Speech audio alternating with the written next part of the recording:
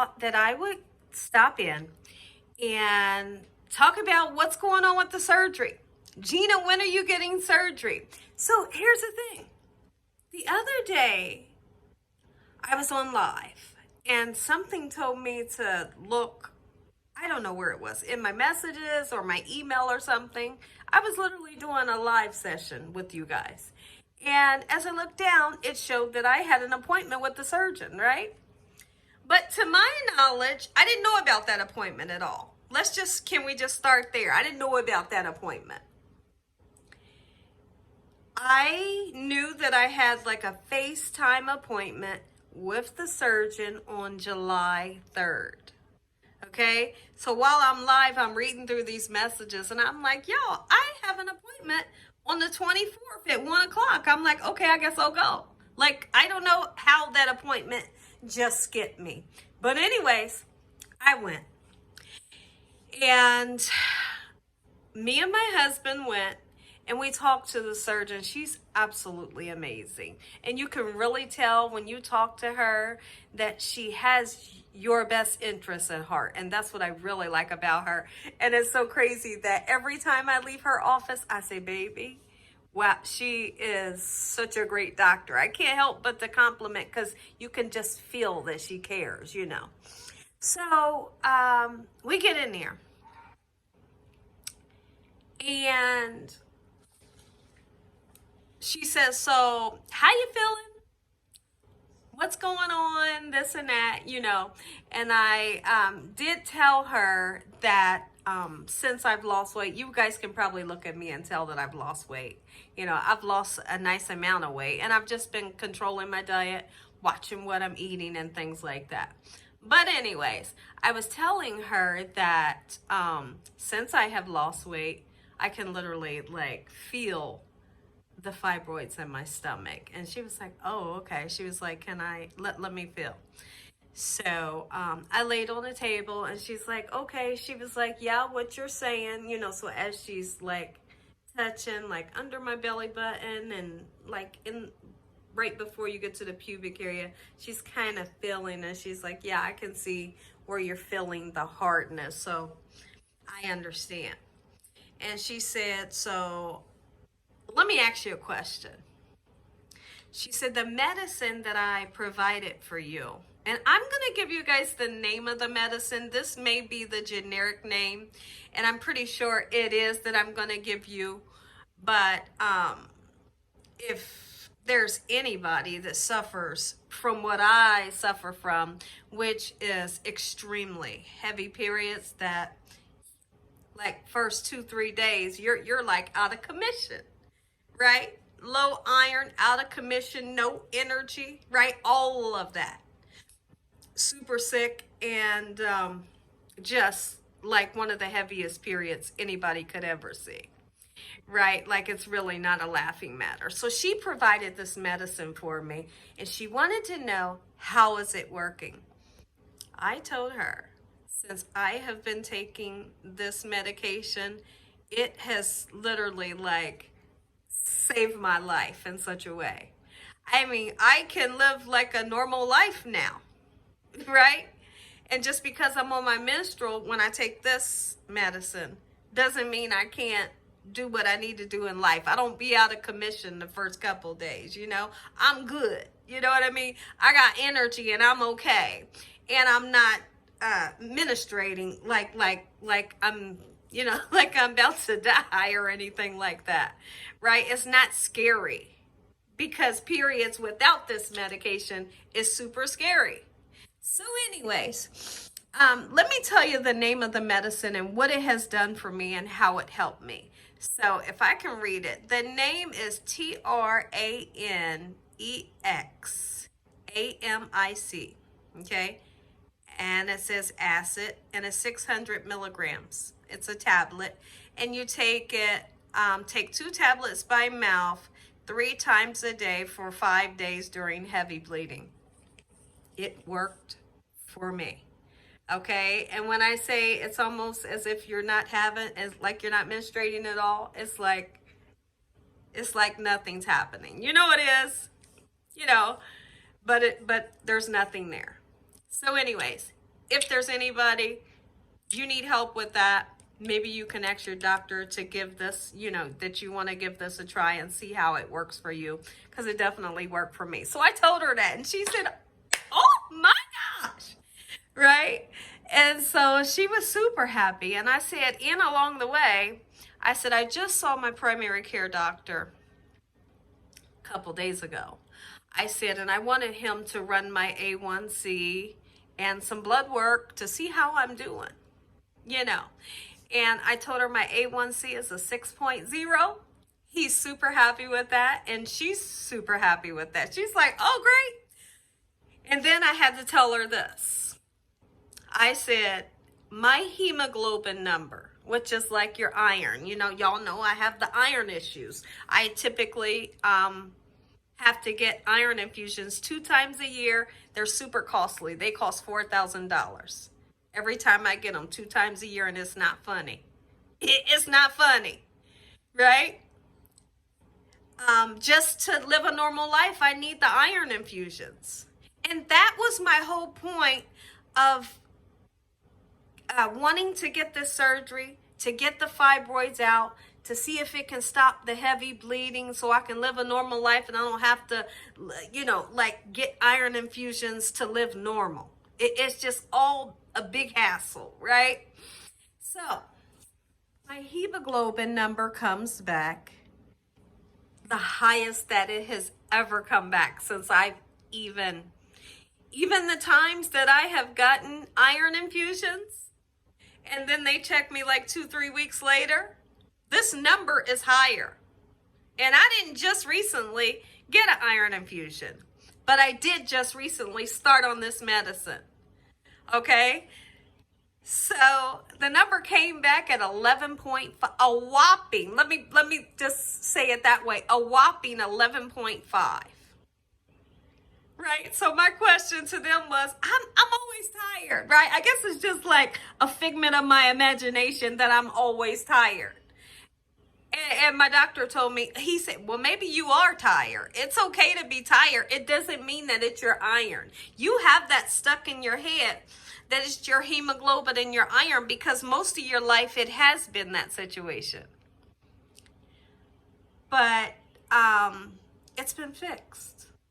Your iron is 11.5. You are good. He basically left me a message, and he says the hemoglobin has increased, and it says it's 11.5, and overall everything is looking promising, right? And then he told me, I've always been vitamin D deficient. And he says that the vitamin D is controlled, good job. And so I'm like, what's happening? And so here's the thing, I'm not really going to ask what's happening. I know that it's the good Lord, right? Because the good Lord takes care of us. And as we pray, he hears those prayers and he does answer. And so right now I'm just super excited, and I'm kind of just taking everything in. And I have to tell myself, because I don't want it to be a mental thing where when I feel tired, that I turn around and say, I got no iron, y'all. I'm super tired. I ain't got no energy. I need to get that out of my head, because right now my iron is not low. My hemoglobin number is good, right? So I could just be tired just because I'm tired. So when I tell her, the surgeon, when I tell her that the hemoglobin number was 11.5, and she's like, well, she's kind of like, well, I'm like, damn, because everything that you're telling me doesn't seem like we have an emergency situation anymore, right? And I said, okay, right? So I'm thinking, what do you mean? And she's like, because when you came to me, you are definitely a patient that's in an emergency situation. We need to get the fibroids out or get a hysterectomy. Do whatever we're going to do. Let's get it done. Because you can't live like this, ministrating like that as much as you do. She's like, so she said, I honestly didn't expect you to come in here and sit there and tell me this medicine is working like this and what your hemoglobin number is. She said, You have the option to do what you want. I'll do what you want, but you might want to wait. That's what she told me. And I thought, are you kidding me? She said, you might want to wait. She said, you 47, right? And I'm like, yeah. She's like, you're about 5 years away from menopause. I said, what about the fibroids? She said, when you get there to menopause, they could shrink. And also, she reminded me that the fibroids they grow by the blood supply that they have. And if I'm not menstruating that way, right? They don't have a blood supply right now. They don't. Perhaps they could be shrinking because the medicine is working and I'm not having that issue that was providing them life. You understand? So she says, my husband is in there. My husband had like a ton and a million questions. And he had some good questions. And I was looking at him. I said, well, you go, Mr. Young, asking these good questions, right? And so I was happy that I had him there for me to ask those questions that I may have, forgot or didn't think of to ask. So she says, do you still want to follow through with the surgery? I said, what do you think? She said, I can't tell you what to do. She said, but right now your health is on the up and up. When you came to me, your health was in a decline. And you were basically in an emergency situation where we have to do it right now. Your hemoglobin is up. All of your blood work came back good, And so she's like, here's some options. She said, we can zap them. We can, of course, do the hysterectomy if you want, because that was originally what I want to do. She said, we can also wait to see what else this medicine can do.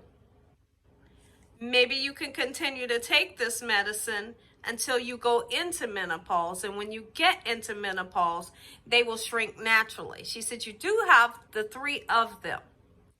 But also we do know that the blood supply is being cut off because there's no blood supplying. We're stopping that blood supply that's going to them already with this medicine that I'm taking that's working so much.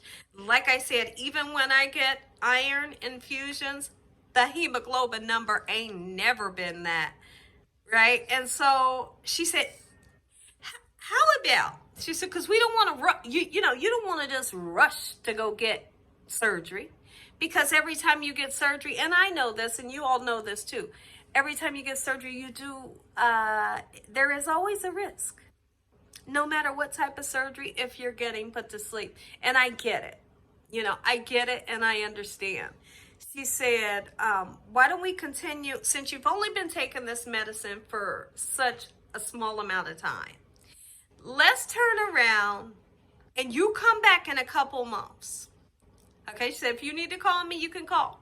Right? And she's great with returning calls. She'll do like a FaceTime with you and everything. If you need to call me, you call. If you want an earlier appointment. She said, but I want to see you in about 2 to 3 months. And then let's make a decision. Because I don't want you to jump into anything too early when you don't need to. Because right now, ain't no emergencies. So I said, okay. So that's where we're at as of right now. So I made an appointment to come back and see her in like 2 to 3 months. And like she said, if between time something changes, let's just use this. For example, if let's just say your hemoglobin number plummeted again. you wind up needing another iron infusion, then maybe we want to say, let's go. We got to get this done, because I can't, this is not like for normal people. You shouldn't have to do this. Right? And I said, that makes a lot of sense. Okay, so this is where we at. I made an appointment, and I'm super excited to see in the next couple months how things go. You know, will I need an iron infusion? Will the hemoglobin number continue to rise? Will it stay at that will it stay at that number, or will it plummet? So she asked me, like, are you in any pain or anything? And I'm like, no. So that's where we're at. So, and I want to say definitely thank you to everybody that has emailed. You guys, there's a ton of women in this comment section that has messaged me. You all have emailed me and told me about your experience, what you think, how things are going to go, and this and that. And I've read through all of those messages. I may not, and I most likely have not emailed you back, because I get a ton of messages, right? But I appreciate you all for telling me your stories, sharing your stories, and what you think. You know, it's great to get done and this and that. But I have learned a lot from you all. And like I said, more than anything, I appreciate you all for sharing your stories as well.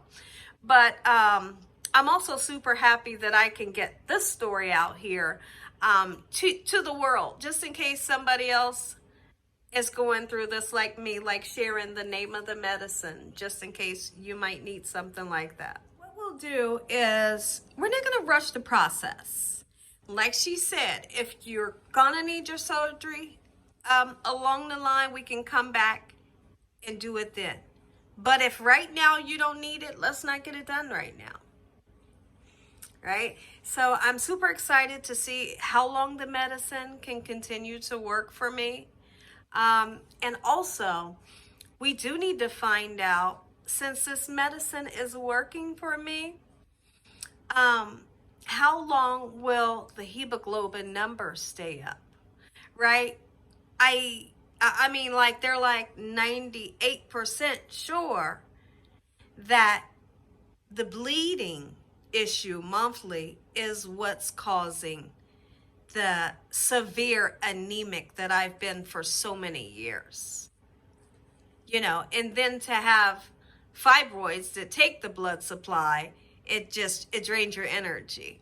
Let's see, by taking the blood supply from the fibroids, stopping the basically hemorrhaging with this medicine, will my hemoglobin numbers stay up?